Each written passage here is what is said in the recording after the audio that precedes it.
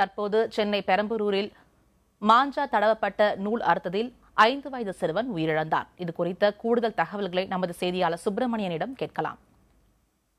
சுப்பிரமணியன், 5 வயது சிறுவன் உயிரிழந்திருக்கிறார். இவர் எப்படி இறந்தார்?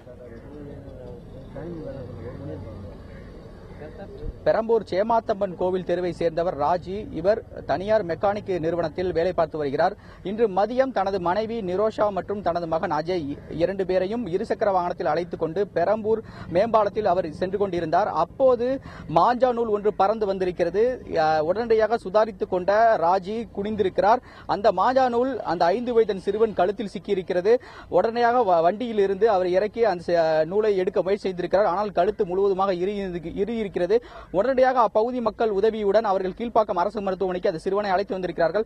ஆனால் சிகிச்சை பலனளிக்காமல் அந்த சிறுவன் இறந்திருக்கிறார். இந்த சம்பவம் குறித்து முதல் கட்டமாக ஐசிஎஃப் போலீசார் விசாரணை நடத்தி வருகிறார்கள். மேலும் இந்த சம்பவம் குறித்து தகவல்களை தெரிவிப்பதற்காக உறவினர்கள் நம்மோடு இருக்கிறார். நாம் அவரிடம் பேசலாம். சார் வணக்கம் சார். இந்த சம்பவம் எப்படி நிகழ்ந்தது சார்? சரியா 1 மணி நேரம் இருக்கும். குழந்தை மனைவியோட அவர் சாப்பிட்றதுக்காக பெரம்பூர் ரயில்வே ஸ்டேஷன் போனார். போகும்போது அந்த பிளேஓவர்ல இருந்து ஏறும் போது காத்தாடி மாஞ்சா நூல் வந்திருக்குது. அவர் தலையை குனியும் போது பின்னாடி உட்காந்து குழந்தை கழுத்துல மாட்டிருக்குது. மாட்டி அது கட்டாந்து அவங்க அம்மா பார்த்துருக்காங்க. பிளட் வரும், வண்டி நிப்பாட்டிட்டுன்னு பார்த்தா கட்டாயி குழந்தையோட கழுத்து அங்கேயே ரத்தம். குழந்தை தூக்கின்னு உடனடியாக ஹாஸ்பிட்டலுக்கு வரும்போது அவங்க இங்க வந்து இறந்துட்டான். உடனே போலீஸ் சம்பவ இடத்திற்கு வந்தாங்களா?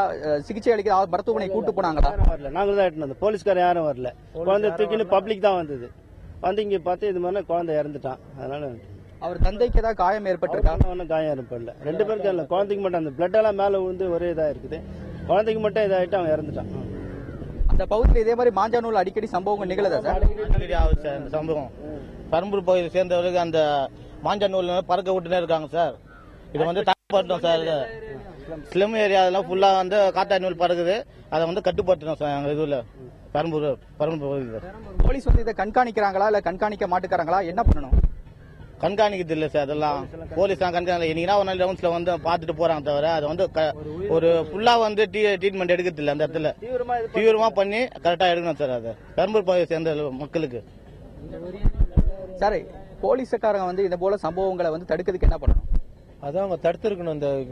ஏன்னா இந்த சின்ன குழந்தை துடிக்க செத்து இருக்கு. அதனால அவங்க வந்து முயற்சி எடுத்திருந்தா இது மாதிரி ஆயிருக்காது. ஏன்னா இனிமேலும் அவங்க ஒரு முயற்சி எடுத்து பண்ணா சரி. இந்த குழந்தை உயிர் போனாம மற்ற எந்த உயிரும் போகக்கூடாது. இது பச்சை குழந்தை. அது பாக்கிறதுக்கு எங்களுக்கு மனசு ரொம்ப பார்க்க முடியல. எங்களால அவ்வளவு வேதனையா இருக்கு அந்த அழுத்த அறுத்துக்கிறது. அவங்க அப்பா அம்மா என்ன மனநிலை, அவங்க எப்படி இருக்கிறாங்கன்னு எங்களுக்கு தெரியல. ரத்தம் 3 பேர் மேலே ரத்தம் சார். நான் தான் துணியை கட்டி போட்டேன் கீழே. குழந்தைங்க மேல ரத்தம். இனிமேலாவது போலீஸ்காரங்க தகுந்த நடவடிக்கை எடுத்து யார் அது சம்பந்தப்பட்டலாம் அரெஸ்ட் பண்ணி அவங்களுக்கு உடனே அவங்களுக்கு தண்டனை கொடுக்கணும். இதான் எங்களுடைய இது. அந்த குழந்தை துடி செத்ததுக்கு யார் அதனை எடுத்திருக்காங்களோ, யார் இவன் காத்தாடி விட்டானோ, எவன் பண்ணானோ, இனிமேல் நடக்காதவங்களுக்கும் அவங்க தான் முயற்சி எடுக்கணும். இதான் எங்களுடைய முறைய வேண்டுகோள். ஒரு உயிரை பறி கொடுத்துட்டோம். இப்ப அவங்க அப்பா என் மச்சிக்கு என்ன சொல்ல எனக்கு தெரியல. அது மேல உயிரை வச்சிருந்தாங்க அவங்க அப்பா அம்மா. அவங்க அப்பா ரொம்ப உயிரை வச்சிருந்தான். என்ன பண்ண போறான்னு தெரியல. வீட்டுக்கு போனாதான் தெரியும். இது வீட்டுக்கு எடுத்துன்னு போறதா இல்ல நாங்க அப்படியே எடுத்துன்னு போய் தானே எங்களுக்கு புரியல. அந்த அளவுக்கு மனநிலை பாதிக்கப்பட்டிருக்கு. இனிமேலாவது கொஞ்சம் ஸ்டெப் எடுத்தா நல்லா இருக்கும். இந்த ஒரு உயிர் போனதோட நிறுத்திக்கணும். இங்கன்னு இல்ல சார், தமிழ்நாடு சிட்டில நிறைய இடத்துல சார், இந்த இடத்துல இல்ல நிறைய இடத்துல விடுறாங்க காத்தாடி. இது ஒரு உயிரை அவங்க பயன்படுத்தி எல்லா இடத்துலயும் அதை கட் பண்ணணும். அது கட் பண்ணா அது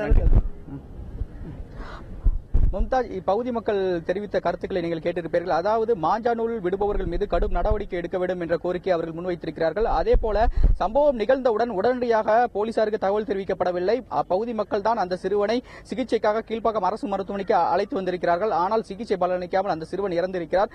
முதல் கட்டமாக இந்த சம்பவம் குறித்து ஐசிஎஃப் போலீசார் விசாரணை நடத்தி வருகிறார்கள். அந்த பகுதி முழுவதுமாக ரோந்து பணியில் போலீசார் ஈடுபட்டு வருவதாக காவல்துறை தரப்பில் தெரிவிக்கப்பட்டிருக்கிறது. மும்தாஜ், சுப்பிரமணி, 5 வயது சிறுவன் உயிரிழந்திருக்கிறாரு. அதாவது மாஞ்சா தடவன காத்தாடி வந்து விற்க தடை விதிக்கப்பட்டிருந்தது. பட் அது வந்து இப்போ தொடர்ந்து போலீஸ்காரர்கள் வந்து கண்காணிப்புல இருக்கிறாங்களா இந்த மாதிரி காத்தாடி வந்து தடை விதித்ததற்கு? கண்டிப்பாக கண்காணிப்பில் இல்லை என்றுதான் அந்த கருத்துக்களை பொதுமக்கள் தெரிவிக்கிறார்கள். ஏனென்றால் சம்பவம் நிகழும் போது மட்டுமே காவல்துறையினர் விழித்துக் கொண்டு அது போன்ற இடங்களை ஆராய்ந்து கண்டறிந்து மாஞ்சா நூல் தயாரிப்பவர்களை கைது செய்யும் நடவடிக்கை எடுக்கிறார்கள். தவிர தொடர்ந்து இதுபோன்ற நடவடிக்கைகள் எடுப்பதில் காலதாமதம் நிகழ்வதாக இப்பகுதி மக்கள் குற்றம் சாட்டியிருக்கிறார்கள்.